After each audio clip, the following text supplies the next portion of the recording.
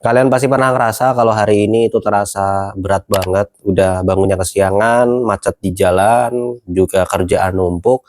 Jadi kalian merasa bahwa hari ini tuh benar-benar serba salah. Saya juga dulu pernah ngerasain seperti itu, bahkan sering banget. Bahkan dulu ketika saya sudah terkena bad day, rasanya itu bisa down seharian, energi terkuras, mood hancur, dan berujung pada keluhan. Sampai kepada akhirnya saya sadar bahwa mindset ini harus dirubah. Saya mulai coba untuk dengerin tentang kekuatan rasa syukur, ya meskipun dulu saya tuh awalnya mikir bahwa syukur itu gampang, tinggal saya ngucapin terima kasih kan beres.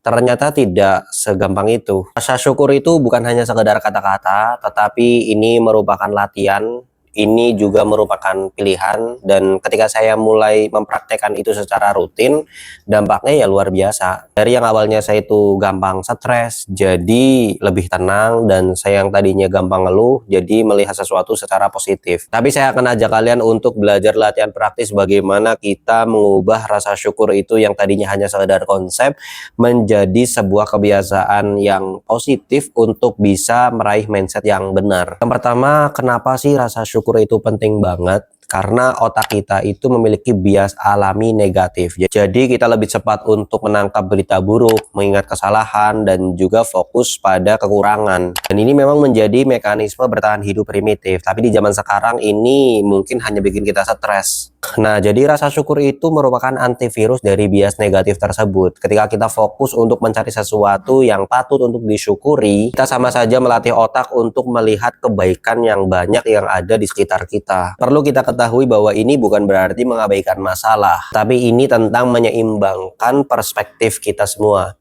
Tapi mungkin kebanyakan orang mengatakan bahwasanya ini kan hanya sekadar kata-kata. Apa sih bedanya kata-kata itu? Oke, ketika kita mengucapkan terima kasih, yaitu bagus, hanya sekedar terima kasih saja. Tetapi apakah itu bisa sampai hati? Dan apakah itu benar-benar bisa mengubah cara pandang kita? Ya seringkali tidak. Karena rasa syukur yang sejati selalu melibatkan yang pertama, pengamatan aktif. Jadi kamu sengaja untuk mencari hal-hal yang baik. Yang kedua, perasaan yang mendalam. Kamu benar-benar merasakan apresiasi itu. Yang terakhir, tindakan atau refleksi. Kamu benar-benar melakukan sesuatu dengan perasaan itu. Ya ibaratnya kalau misalkan kamu itu hanya sekadar mengatakan aku kuat, ya bisa saja.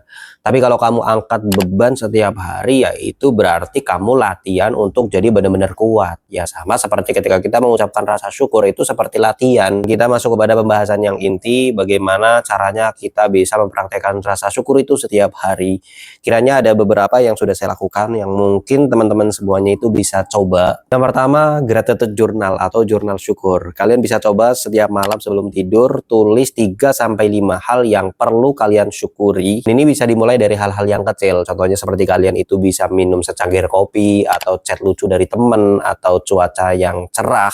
Itu semua kan adalah hal-hal kecil, dan kalian juga bisa syukuri sesuatu yang besar seperti kesehatan, umur, dan kelapangan. Setelah itu kalian masuk kepada cara yang kedua, kuncinya kalian tuliskan dengan detail. Kalian jangan cuma tuliskan bahwa alhamdulillah aku bisa makan, tetapi coba tuliskan bahwa saya hari ini bisa makan soto yang enak, kuahnya juga gurih, hangat sekali, dan enak sekali saya untuk memakannya. Karena dengan kalian menulis sesuatu secara detail itu, ya rasa syukurnya akan lebih mendalam. Contohnya seperti kalian itu mengatakan bahwa saya bersyukur saya bisa bangun dengan sehat pagi ini, dan saya juga bersyukur nanti akan ada liburan, saya nanti akan bermain, saya nanti akan bertemu dengan teman-teman. Seperti itu adalah sesuatu hal baik yang mungkin kalian nantikan dan perlu kalian syukuri. Dan yang keempat, surat terima kasih. Ya kalian bisalah seminggu sekali atau sebulan sekali untuk menuliskan surat, baik itu berupa fisik maupun digital, kepada orang-orang yang kalian syukuri keberadaannya. Ini meskipun kamu itu tidak harus mengirimkan suratnya kepada orang yang ingin kamu ucapin terima kasih,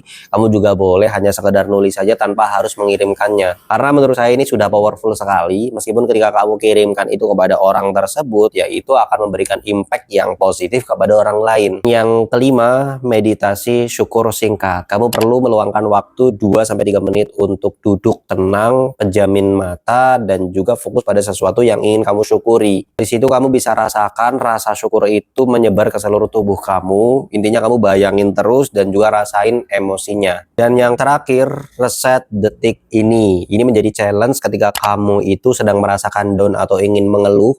Coba berikan jeda 30 detik untuk kamu benar-benar tenang dan merasakan beberapa benda atau keadaan yang bisa kamu syukuri pada saat itu. Contohnya seperti kamu bersyukur ada udara bersih, atau kamu bersyukur kamu bisa minum air putih yang sehat, atau kamu juga bisa bersyukur bahwa kamu tidak kehujanan karena di atas kamu masih ada atap yang rapih. Karena hal ini menurut penelitian bisa menggeser fokus kamu. Yang perlu kamu ingat bahwa konsistensi adalah kunci. Jadi ketika kamu itu melatih rasa syukur, sama seperti kamu itu melatih otot fisik kamu.